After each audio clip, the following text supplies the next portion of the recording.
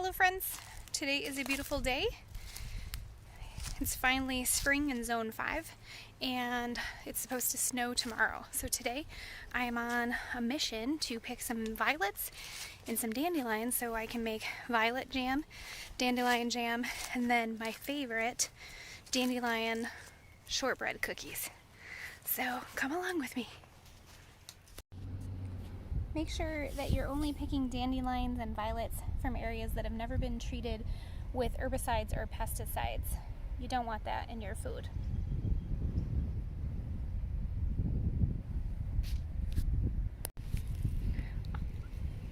Also, make sure that you know the difference between a violet and other flowers. This is a ground cover. Some of these are edible as well. Just make sure you know the difference. This one is a violet. You can use the violets that are mostly white with just a little bit of blue or purple. They'll work too. It's just easier to use these. You'll need about 2 cups of flowers.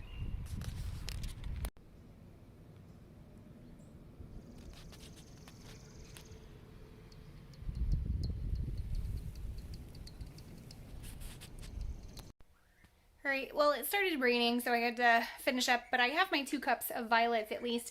I wasn't able to pick any dandelions because most of them were all closed up because it's not that sunny out right now. We're apparently expecting some rain, so unfortunately I won't be able to get to the dandelions right now. But that's okay. At least I will get 1 full run of violets. This will be 1 batch of jam, but I want to make at least 1 more batch of jam so I can have some to give away, as well as I want to dry some and I want to candy some for the tops of my shortbread cookies because they look so pretty. I also have a friend that really enjoys my violet tea, so if I can gather more, then I will dry them for violet tea. So at least I have this going for right now, and the rest will have to wait, hopefully, for some more nice weather and more to grow. It is only the end of April, beginning of May, so we should have plenty of time for more violets and more dandelions, but I just want to try and see if I can get ahead of the game. Just a quick reminder to not pick all of the ones that you see in an area, to leave at least some, not only for the pollinators, but just for reproduction and pollination. Violets do reproduce underground through tubers as well as through the flowers, so you don't have to worry too much about, picking them and they to the point to where they would die, but just be aware not to pick them all and leave some of them for the pollinators. Okay, I'm going to take this inside and start making the sort of like a tea to get the jam going. Alright, first thing you're going to want to do is rinse the violets off, and I do that by just putting them in the sink and adding some cold water.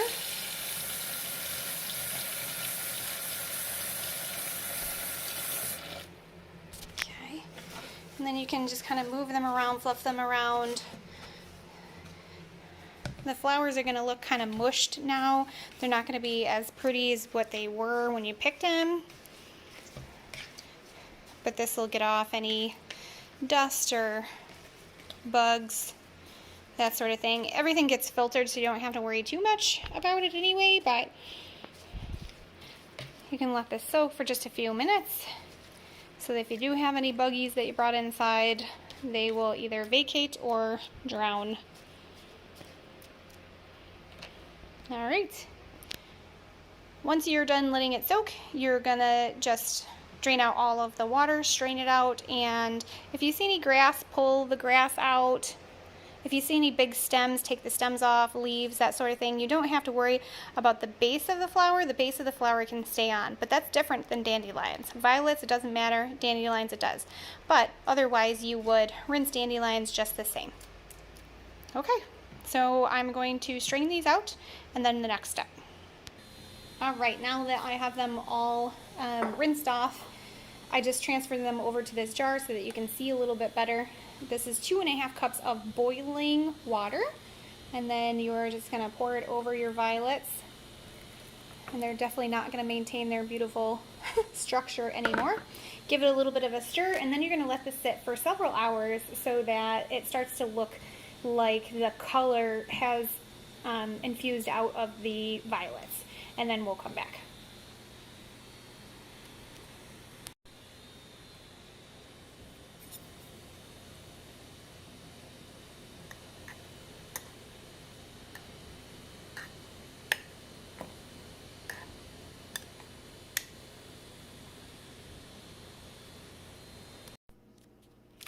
Alright friends, it's the next day. I already let my violet sit overnight and infuse, and this is the liquid that I got from it.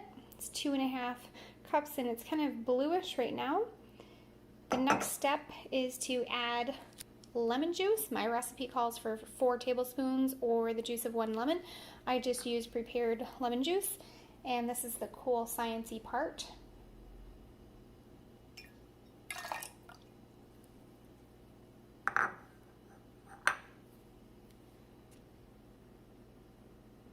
Now it changes from that blue to a beautiful violet color.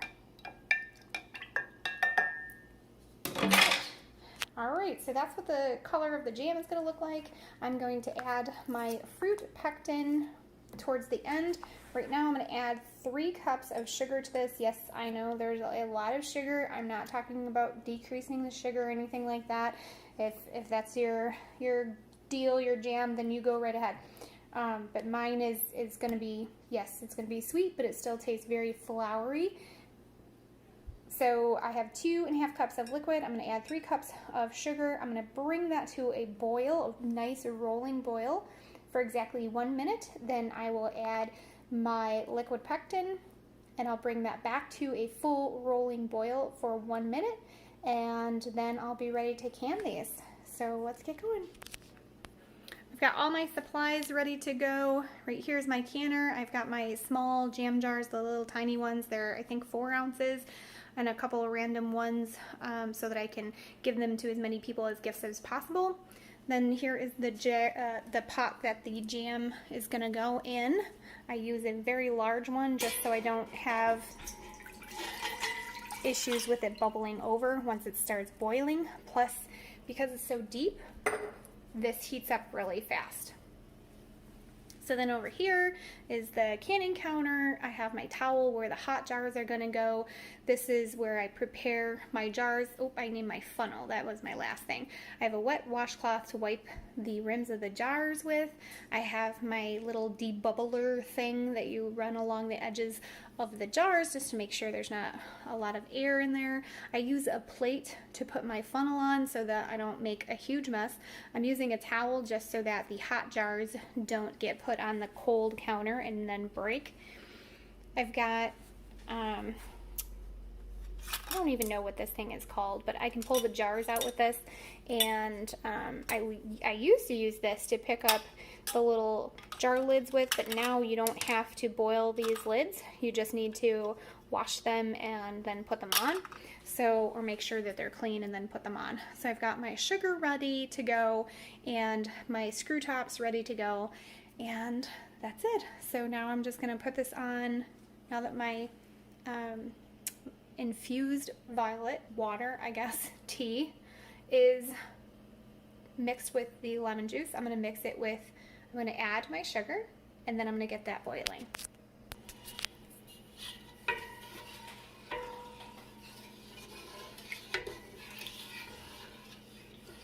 It's going to take a little bit for the sugar to dissolve before it even gets hot enough to boil. So I'll let that dissolve, and then it'll start to boil. Alright, it's starting to boil. Just wanted to show you. It's not quite a rolling boil because we want a boil that doesn't go away when you stir it. It's almost there. Look at that color, isn't it pretty? I think it's so beautiful. It's almost like a fuchsia pink purple, I don't know.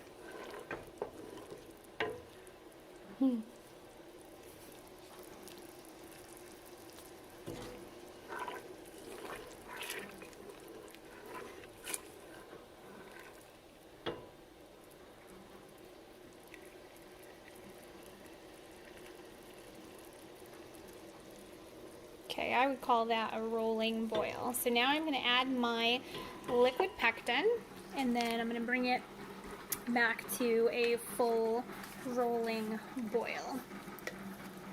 I can't do this with both one hand, so. Alright, I finished adding my pectin, so I have to wait for it to come to a nice rolling boil once more, and then I have to wait a minute, let it boil for a solid minute. Alright, it's been a minute, and it was nice and foamy, but I stirred it back down. So this is why I have a big pot, because it gets, you can see that it doubled. This one is way larger than what I needed, but I needed it at least that high because it came up to there when it started to bubble. So you want to make sure that it doesn't go over. Alright, so I'm going to take this off the heat now, and I'm going to use my funnel and a ladle to pour it into my jars.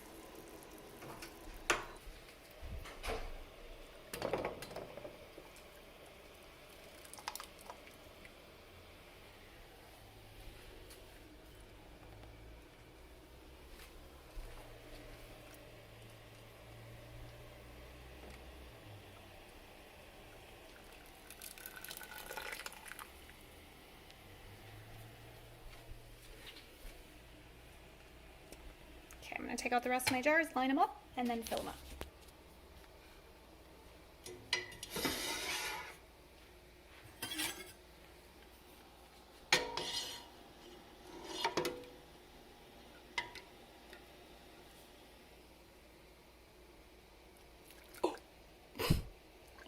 That's because I'm looking through the viewfinder, not the thing.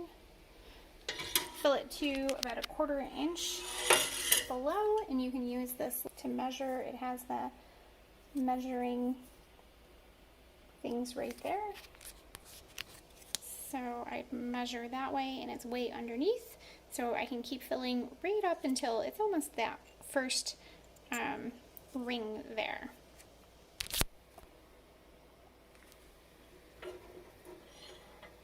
It's not a whole lot more, it's just a little bit. Let's probably do it. Nope, not quite.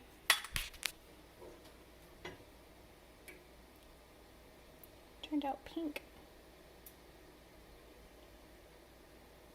There we go. Now I can show you. Alright, that's as high as I want to go. Then I'm going to take my washcloth, and I'm just going to wipe the edges all the way around the jar. Take a new clean top, put it on top, a new ring, and if I get it seated right, there we go, finger tight, and then I'm going to put this right back into the hot water bath.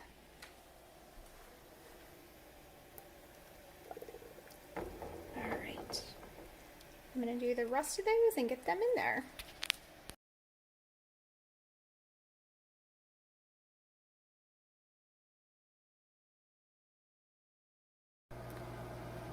Okay, my 10 minutes are up, so I'm going to shut off the heat on the stove.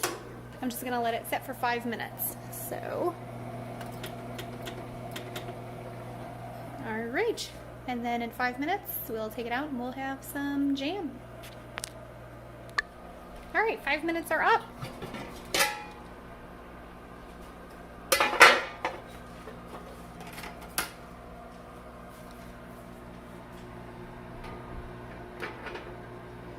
Don't tilt your jars when you take them out. Try and keep them as straight as possible. Put them down right where you're going to leave them for about 24 hours.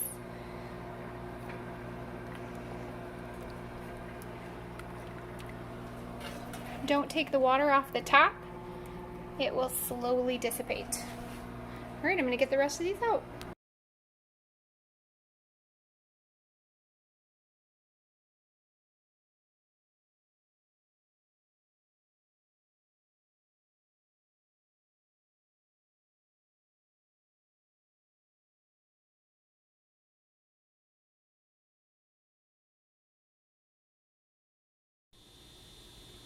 Okay friends, it has been 24 hours since I made my violet jam, and you can see it looks absolutely beautiful. I can take the rings off now.